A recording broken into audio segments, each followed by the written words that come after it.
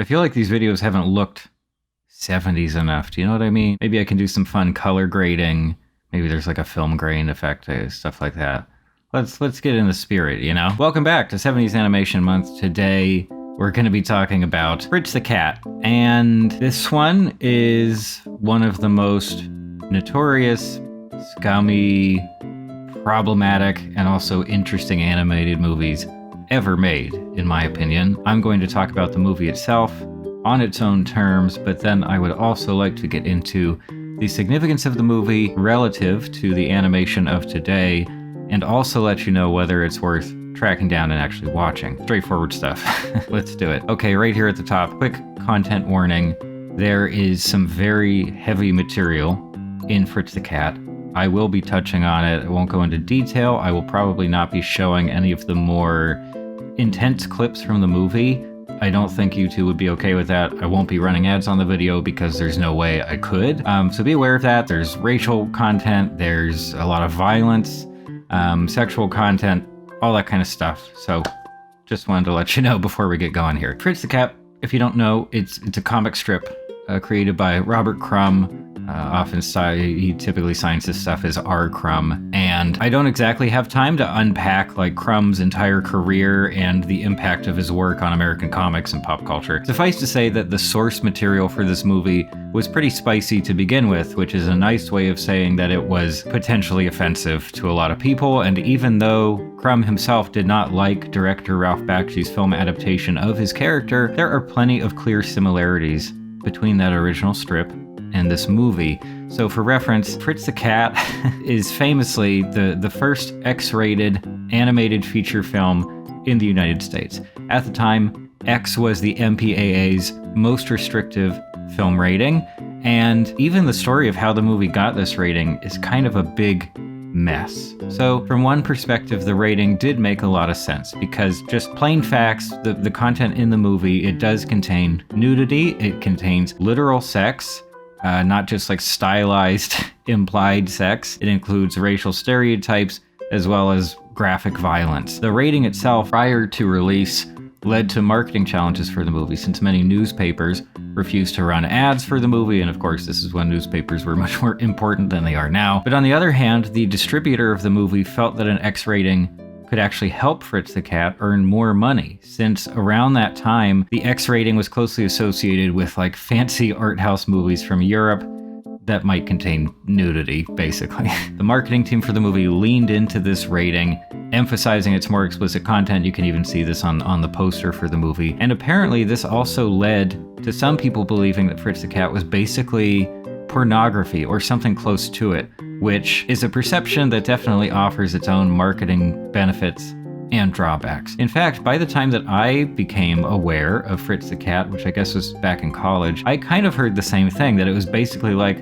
a crazy porno movie that just happened to be animated. And when you go in with that expectation, you're not expecting the story and the characters to be good, because in porn, they're only there to lead into sexual content. It just sets up a little bit of narrative. However, in reality, Fritz the Cat is not a porn at all. Like, it doesn't fit in that category, really. There is a fair bit of sexual content in the movie, but it's definitely not the sole focus. In fact, I think it's actually a pretty minor element. Also, the characters and the storyline here are decent. Not great, but decent. However, going back to that rating, as we know, US culture is pretty weird about sexual content in movies, so as a rule of thumb, violence in a movie gets a pass. Like almost anything, maybe get you an R, but nothing more restrictive. However, if there's something involving nudity or sexuality, it's treated much more harshly. And I bring all of this stuff up not only to warn you about what's in the movie, but also to point out that its X-rated content tends to dominate discussion of Fritz the Cat, particularly on the internet. It's kind of similar to what I was saying about the movie Unicorn Wars, a relatively recent release, because any animated movie that includes intense violence, nudity, or sexuality will definitely spawn reviews and comments and videos that push all of that stuff to the forefront because of that perceived contrast. It's not a real contrast, but people think, oh, cartoons are for kids, therefore, we don't expect them to include all this intense stuff. They can, in reality, like it's not that big of a jump, and this movie, Fritz the Cat, is proof positive that those elements have been present in animation since at least the 1970s, much earlier actually. And My nitpick with that kind of discussion where they really emphasize like the violence and the sex stuff in animated movies is that there's a lot more to talk about in these movies. And that stuff should not be ignored just because the explicit content naturally grabs attention. Fritz the Cat is definitely more than just sex and drugs, and I'll get to all of that stuff. But first, a quick rundown of the movie's plot and animation style. Okay, so what is the story here? Fritz is a disaffected student attending NYU. I think he's a poet. I don't know if he's like a poetry or English major, but you do get that vibe from him. I've stood face to face with danger and death countless times. As for what Fritz is like, the angry young man character archetype, which Fritz mostly fits into, it definitely wasn't a new thing back in the 1970s. We can easily point to plenty of media in the 50s and 60s, especially in the West, that put this archetype at the forefront. Because keep in mind, this was the post-World War II generation, and stories about young people questioning cultural mores were very common because it was happening all over the place. So the kitchen sink dramas, as they're called, indulged heavily in this archetype. One movie in that category, The Loneliness of the Long Distance Runner, which is a personal favorite of mine, that lead character, like Fritz, does not hide his disdain for the society and the culture that he's been born into. Do you know what I'd do if I had the whip hand? I'd get all the coppers, governors, army officers and members of parliament, and I'd stick them up against this wall and let them have it. But a crucial difference between these two characters is that in Long Distance Runner, this character has very legitimate reasons to hate Britain's class system, and you get the sense that it's a very genuine hatred, a genuine desire for change. Whereas Fritz over here is ultimately just a privileged kid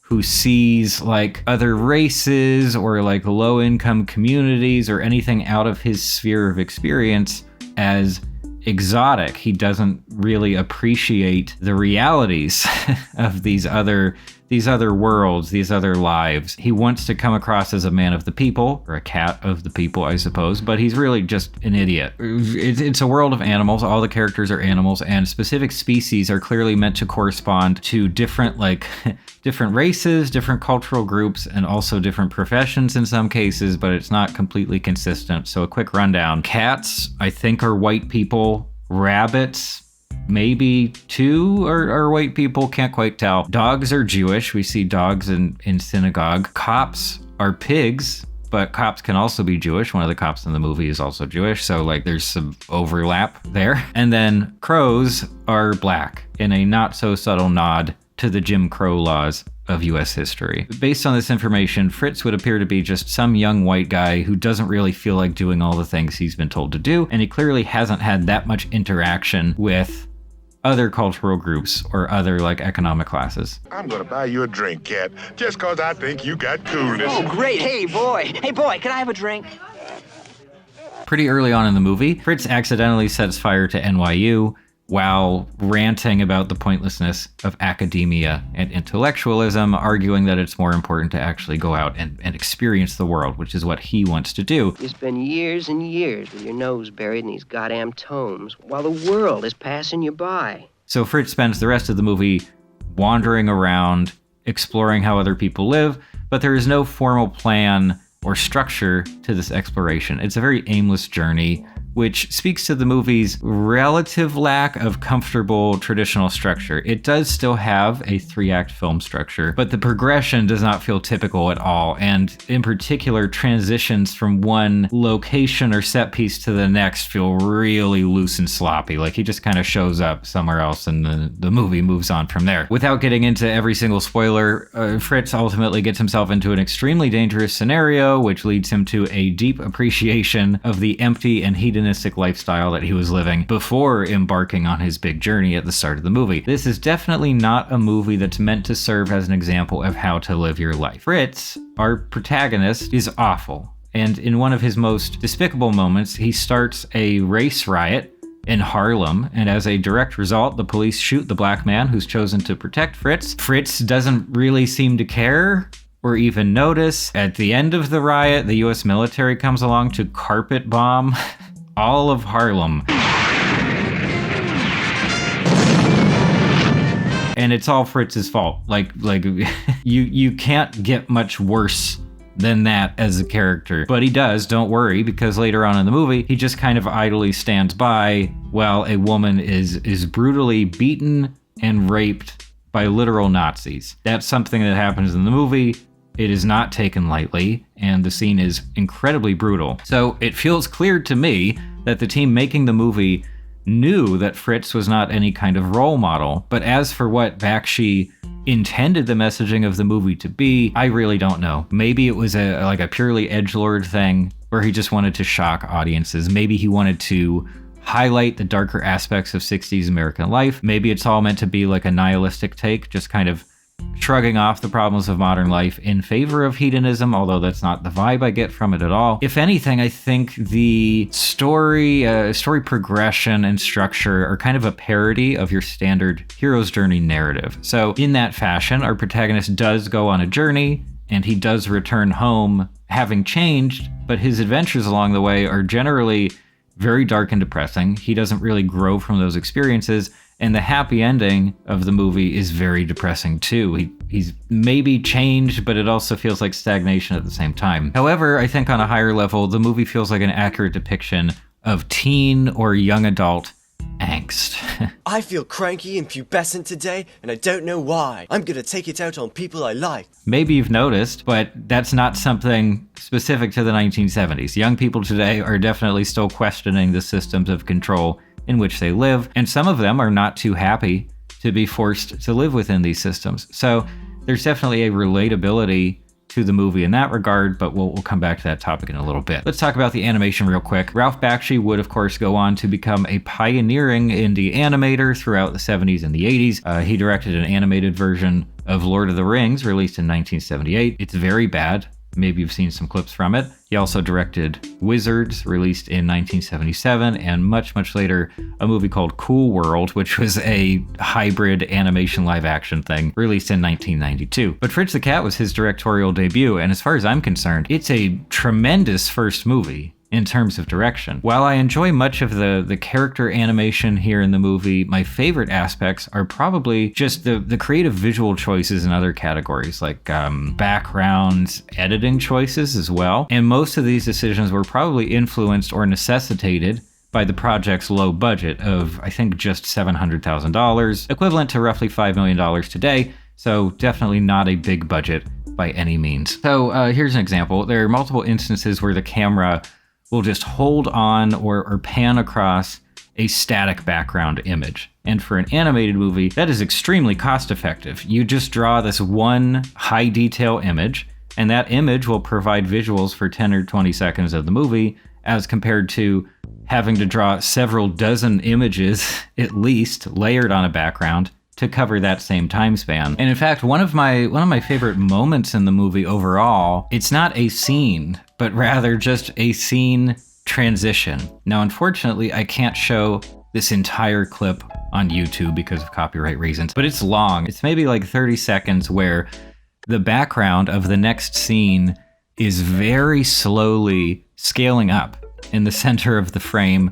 while a song plays. I think it's Bo Diddley. And to add interest to this really lengthy transition, they animated a crow who he just dances to the song for a while, and then when it's time for the scene to start, he walks out of frame. It's a scene transition. Like, this is typically not something where you get a lot of creativity in movies, but it has so much style to it. And I guess technically it is breaking the fourth wall here. It's kind of addressing the audience, addressing the fact that it is a movie, but not in a way that feels like showboaty or pretentious. It's a strange moment, but it also feels just right for this movie. I also think that there's some excellent color selections throughout, the way they choose to color characters and backgrounds. The psychedelic influence is strong here, but it's not overwhelming. The movie also attempts to visualize getting high off smoke and dope, as they might say in the movie. And I think that the attempt here is creative, but also underwhelming. Basically, characters just like float around at a reduced frame rate, and then that's it. They tried something. I don't think it's that great. I also think that there's an adherence to Crumb's art style overall, especially when it comes to the inclusion of, let's say, larger women characters, which are very much a staple of his work. And I think that the character designs in general are fantastic. Now, as for how the movie depicts some of the more serious material, especially violence, I think that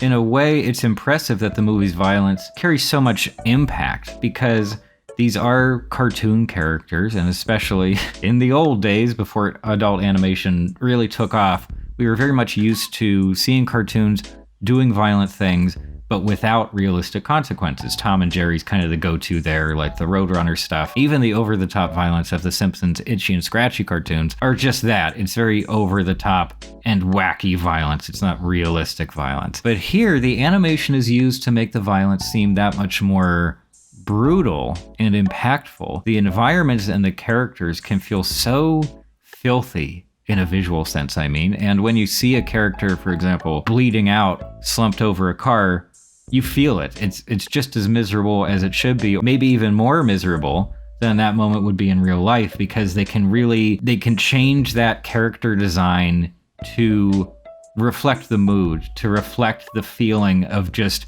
dying pointlessly on the side of a street. So if someone's trying to say that the violence here is like unnecessary, I mean, they're welcome to say that. And if they don't enjoy or appreciate seeing all the violence in the movie, totally respect that. However, I think it was done in a very responsible way. So now that we've talked about what Fritz the Cat is, why is it important? I mean, is it important at all? And should you actually watch it? I do think that the movie is important, not in like a big picture, life-changing kind of way, but definitely as a work of animation. So for example, I would say that Fritz the Cat is easily one of the most important works of what we nowadays refer to as adult animation. So we could definitely argue that adult animation goes way further back, like to the 1930s with the Betty Boop cartoons, or with some of the kind of weird, sleazy propaganda animation films of the 40s. But Fritz the Cat was definitely a major entry in this category, especially because it was an entire feature film and not just a 10-minute short. This was also an indie movie, which meant that it was allowed to take risks. There was not like a studio's worth of executives behind the scenes trying to reduce that risk. Yeah, it very much fits that this was an indie movie. I think it would have been very difficult to execute otherwise. And it's also important to note that Fritz the Cat is not the kind of adult animation that just wants to include the adult content like for kicks.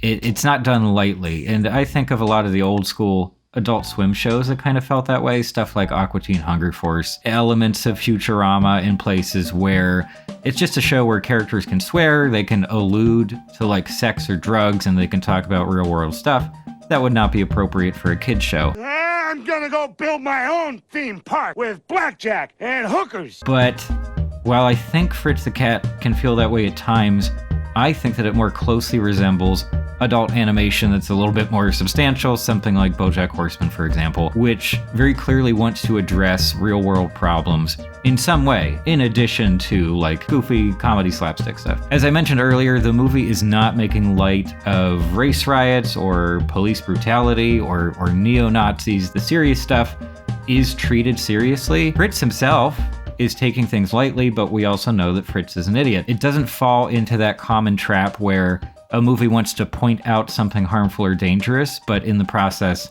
unintentionally makes the harmful or dangerous thing also seem kind of cool. See also American History X. It's ultimately a serious movie kind of disguising itself as just like a trashy cartoon. And that leads right into the enduring relevance of Fritz the Cat, the movie, not so much a character. I talked earlier about Fritz being an embodiment of teen angst, and obviously teen angst is a proud, ongoing tradition that is alive and well today. But beyond that element, I'm sad to say that the specific issues the movie lays out for us are very much still prominent, almost 50 years later? Is that how the math works out?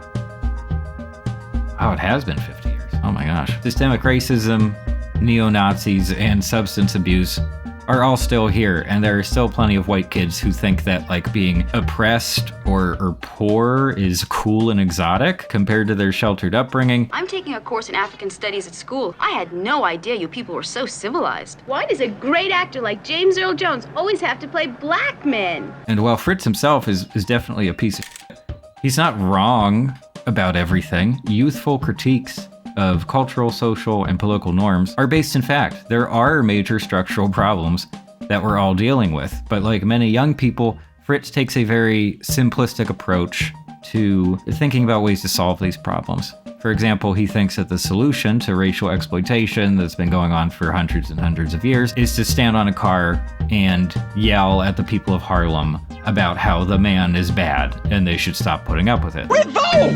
Revolt, you thick-skulled idiots! You have sweat your lives away for the bosses! In one sense, this movie is very much rooted in the 1960s, in the unique traits of that time period, but in another sense, it kind of summarizes the American mood that has persisted in various forms ever since the end of World War II. There's a sense of frustration and stagnation, and in response to these feelings, some people, like Fritz, ultimately choose to ignore all of that stuff and focus exclusively on themselves, their own concerns and pleasures and careers. And I'm not here to condemn that approach, but I think the movie can kind of be a tool to figure out whether that's something you agree with, because by the end of the movie, you will know. You will have a sense of whether you agree with Fritz's decision. You will know whether or not you feel a kinship with him or if you think he's just despicable. You will know whether or not you're the kind of person who is just willfully ignorant of the world around him,